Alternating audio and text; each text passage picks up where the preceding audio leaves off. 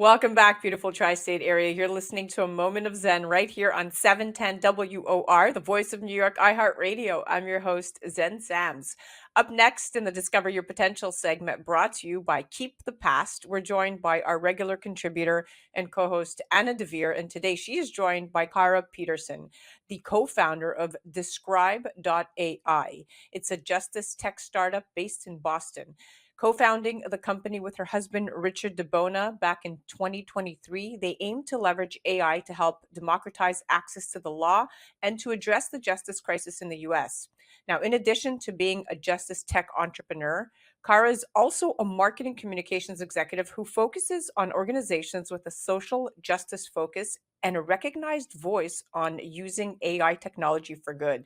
They join me today to chat all about how Describe.ai is improving access to the law, working to close the justice gap, and the importance of using AI technology responsibly. Welcoming now to the show are my superstars at hand, Anna Devere and Kara Peterson. Welcome. Thank you. Hi, Kara. Hi, everyone. Nice to be here. Thank you so much. Okay, let's dive right in. So, Kara, let's talk about the inception of your platform, Describe.ai. Take us back to why you and your husband decided you needed to be part of the solution for the immense gap in the legal justice system. That's a great question. So, back in the days of COVID, we were home and like everyone else, and we ourselves had a legal issue that we wanted to understand a little bit better. And like many people, we don't think about the law until we have to, right? It's not something you're thinking about every day unless you're an attorney. And so we quickly discovered how hard it was as just an average person to be able to access the case law that we wanted to understand to apply to our own situation. So it was really a situation where we just wanted more information and found it really difficult to find. That said, we are pretty privileged. Both college educated, have family and friends who are lawyers, live in Boston area, which is a great community. And it was really hard for us. So when we thought about it and we really had this moment of, wow, if it's this hard for us, how hard it must be for people who have less access. Wow, it comes full circle. So what you've built here is it's quite innovative, and I love that not only have you found a way to implement artificial intelligence in a rather straightforward and easy to use program, but it's also serving, like you said, an underserved population of people who are affected by the justice gap. Now, I know according to the latest LSG Justice Gap report, 92% of low-income Americans did not receive any or enough legal help, or nearly three-fourths of low-income households experience at least one civil legal problem in the previous year. So I love that Describe.ai is completely free and offers clear summarizations. So this is really accessible for the average person in need of legal help. It's fantastic. Now, I know Anna also has some questions, so I'll hand it off to her, but you're off to a great start, Kara. Thank you. Yeah, and let's just say it's no mean feat because you actually ended up using AI to summarize of like 3.3 million case, outcomes. So let me ask you in like layman's terms, can you give us a little bit about the user experience? How does that work? Or give us an example of what people coming to your platform would experience. Great. One thing I should say is that we are a legal information platform. There are other types of AI platforms that provide legal advice, which is great, but that's not what we do. So our area is, let's imagine you're faced with some kind of legal predicament or just something you want to know or something you're happening to a friend or a family member, and you just want to get a sense of what the current law is. So what we have done is summarize this. You mentioned 3.3 million judicial opinions from state and federal courts across the United States.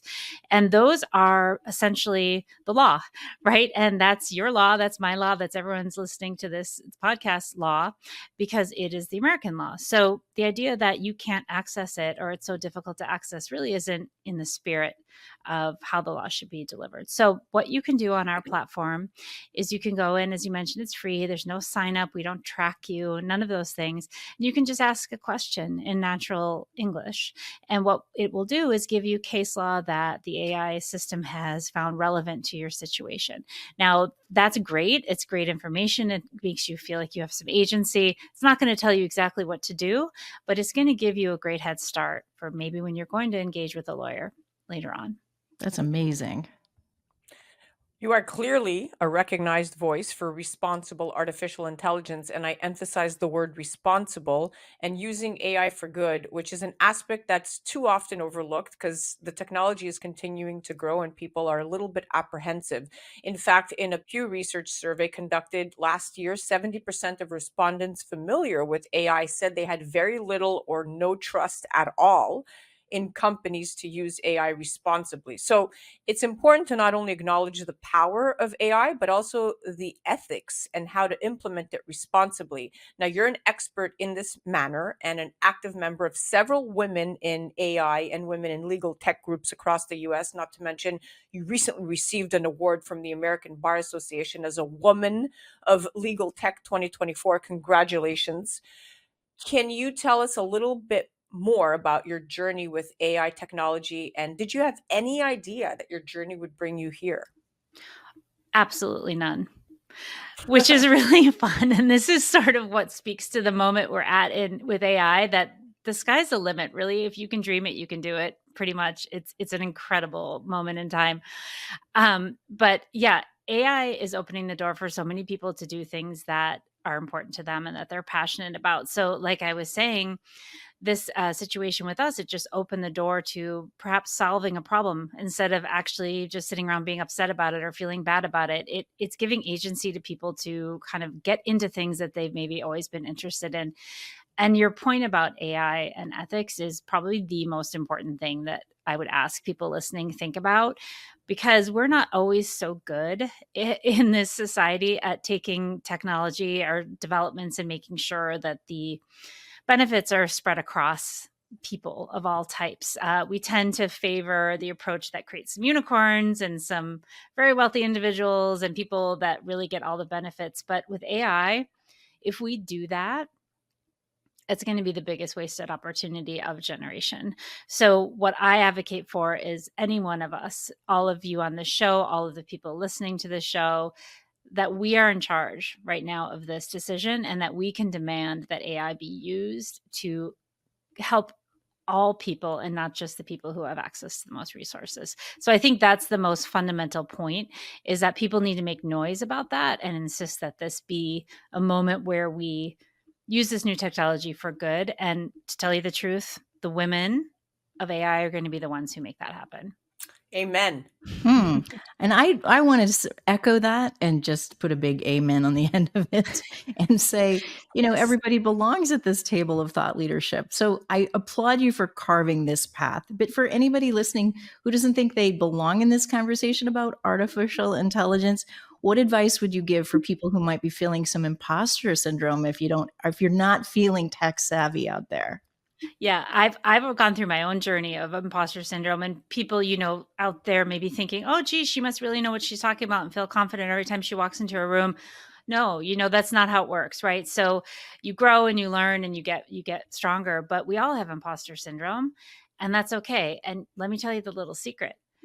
Everyone has imposter syndrome right now in AI because nobody really knows. Nobody knows. So if your imposter syndrome is giving you a hassle, sit down with it, have a conversation, tell it to take a long walk off a short pier and that it's not needed, because we all are working on this together. And it's important to come and ask questions, even if they feel like questions that you should know or that you're embarrassed to ask. Don't be. And if you're listening to this, you are part of the conversation. You're already at the table. And I encourage you to learn more, to dive in, and to not be intimidated. Now, let's chat a bit about the legal tech space. I'm very interested in this. So, the market size for legal tech is estimated to be worth at close to $30 billion as of this year, and it's projected to grow to a whooping $68 billion in a decade from now by the year 2034. So, Kara, from your inside perspective, I'd love if you could tell us a little bit more about the unique network in the legal tech space, especially as a woman. Right. This is the most amazing ecosystem I've ever been in. And I've been in different types of industries. My legal tech experience is all of, a little more than a year, but this is the best ecosystem I've ever been in. Maybe second only to public health, because public health people are pretty awesome too. But I would say that the women in this environment, in this community, are incredibly collaborative. We look out for each other. We work together. We lift each other up. We help each other. I'm sure there's some layers of competition out there, but I haven't seen them. We're incredibly collaborative. And, as with many other areas of startup world, the funding is very, very low for female founders compared to male founders. So, we do look out for each other. We look out for manels. We make sure that organizations are not making those mistakes and that we insert ourselves where we need to. Of course, in legal overall, I'm learning from my friends and colleagues in the community, legal's got a pretty bad reputation with sort of being a sexist kind of glass ceiling environment. So there's a lot of work to do, but it's a very healthy ecosystem for women. And legal tech in general is just a really interesting space. I'm sure you have some attorneys out there listening, and they know how fast things are changing. But there is so much unmet need. As we're talking about the access to justice crisis, you can look at it from one side where you say, well, that's really unfair. And it's really not the way we want our democracy to run, to have all these people that aren't able to access legal services when they need them, because that's just bad and has bad outcomes for everyone, not just the people affected. But then if you look at it from the other side, from a capitalist market sort of perspective, there's so much latent need out there that isn't being met, that's actually an incredible opportunity for entrepreneurs. So there's a really nice mix in this field of opportunity, camaraderie, and just sort of the ability to do good. I know we're running short on time, but I just have to ask this burning question. You're very lucky to be in this space with this collaborative spirit, but you're also in the unique position to have a startup with your husband. That can't be too easy. That has to be challenging in itself. Yeah. Well, okay. I have to do one dumb joke. So I'm the marketing side of things and he's the tech. And his favorite joke to tell is that it's every marketer's dream to have their IT person on call 24 hours a day. And that's actually true. Anyone who's in marketing knows that's true.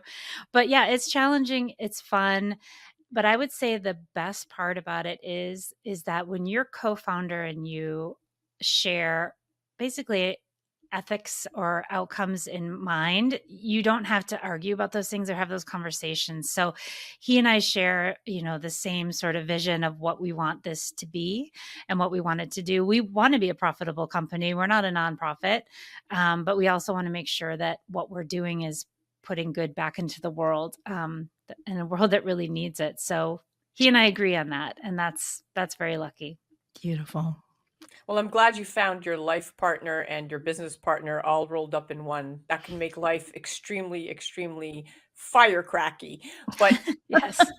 now looking to the future, what's on the horizon for you and this incredible platform? And if you can give us a little hint about what you're excited about in terms of future plans, that would be great. Well, yes, definitely. Thank you. And the first year, we've only been around a year, which is hard to even believe with all the things that have happened. So I almost shudder to think in a good way of what's coming this next year. I'm very excited about it. But we have now this incredible data set. And so what we're doing is we're building with that data set to increase the utility of it for different types of people. I can't give an exact a product announcement, but something's coming in the next few weeks and months that will be pretty innovative and will end up serving a whole entire population that is currently even worse served than just the general population. So some very exciting things coming, and really continuing our role as disruptors. Legal tech is a very sort of monolithic environment in some ways, where things haven't been challenged or changed for decades. So we continue to play the role of agitator and innovator and are having a great time with that. Fantastic. How can people stay in touch with you? I love having a front row seat, but how do people connect with you? Yeah, it's interesting. One of the biggest areas where people are hanging out and talking about legal tech is actually on LinkedIn, which is pretty cool. LinkedIn has got this second life, coming with all of this kind of connection. So I would say find us on LinkedIn if you can. If you're not on LinkedIn, always check out our website. We have a newsletter you can sign up for, and of course the usual social media channels. You will find us right there. Wow, you are onto something, and especially if you could figure out how to serve those billion unbanked or underbanked individuals who all have access to a smartphone, you've tapped into a new market that you're already probably serving. But I think what you have is fantastic, and your service and your platform is really going to revolutionize the way people are accessing information in the legal space. Thank you so much. It's just been such a pleasure. I really appreciate being on the show. Absolutely. That was Discover Your Potential segment, brought to you by Keep the Past. And that was the incredible Kara Peterson. Definitely head to describe.ai. It's describe with a Y, and learn more. Instantly search more than 3.3 million summarized judicial opinions with the power of artificial intelligence. And of course, you can see more of our incredible Anna at discoveryourpotentialshow.com, and follow Kara on the gram at describe.ai handle. You're listening to A Moment of Zen right here on 710 WOR, the voice of New York, iHeartRadio. We'll be right back after this.